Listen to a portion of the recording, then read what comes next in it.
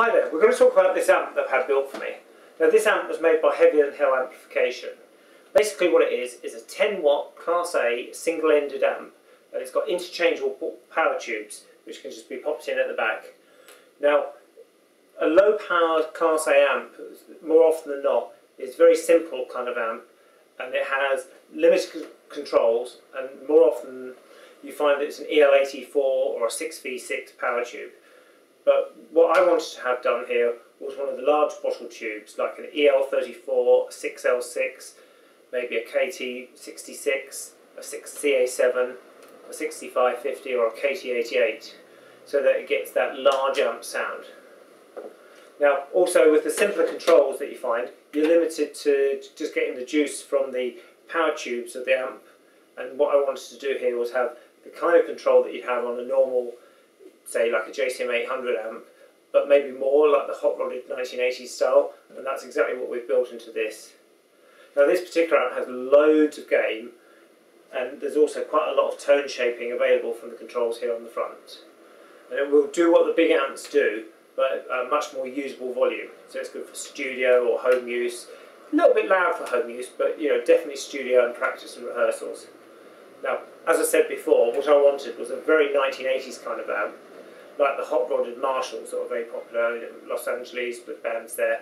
Now, my tonal influences are players like George Lynch, Matthias Yabs, Michael Schenker, Warren DeMartini, and a whole mix of European and LA bands from the mid-80s. Now, in this amp, we based a lot of the design features and circuitry on stuff that was done by the amp modders of that time, such as Tim Caswell, who did the famous SIR 39 amp, Lee Jackson, who did amps for George Lynch and Akira from Loudness, and of course Jose Arendo, who did lots of work for LA guys. Now, the amp is basically a single channel amp with a switchable extra gain stage. So it can start out sounding like a JTM 45 or a Marshall Super Lead, but with more gain. And then when you switch in the extra gain stage, it brings in an extra preamp valve stage. Now, when we look up close on this, you see it's got two preamp gain controls.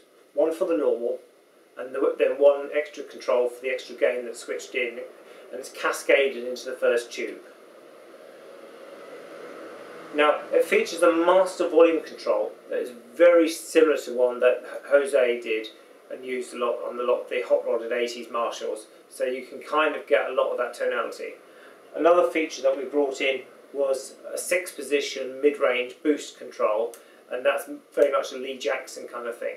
He featured that a lot on his work with Ampeg, with Metaltronics, and also for players like George Lynch and a lot of the Los Angeles bands. One feature that those amps didn't have that we put in here is being able to have a variable slope. Now that's the slope resistor that determines the point at which the mid-range and the high-end switch over to each other. And what that will let you do is, if you have it roll right back one way, it's got a very Marshall-esque kind of tone, with the mids are centred very much in the low mids. And as you dial it up, you can actually get like into the high mids, and that allows the amp overall to have more of a character of a Fender amplifier.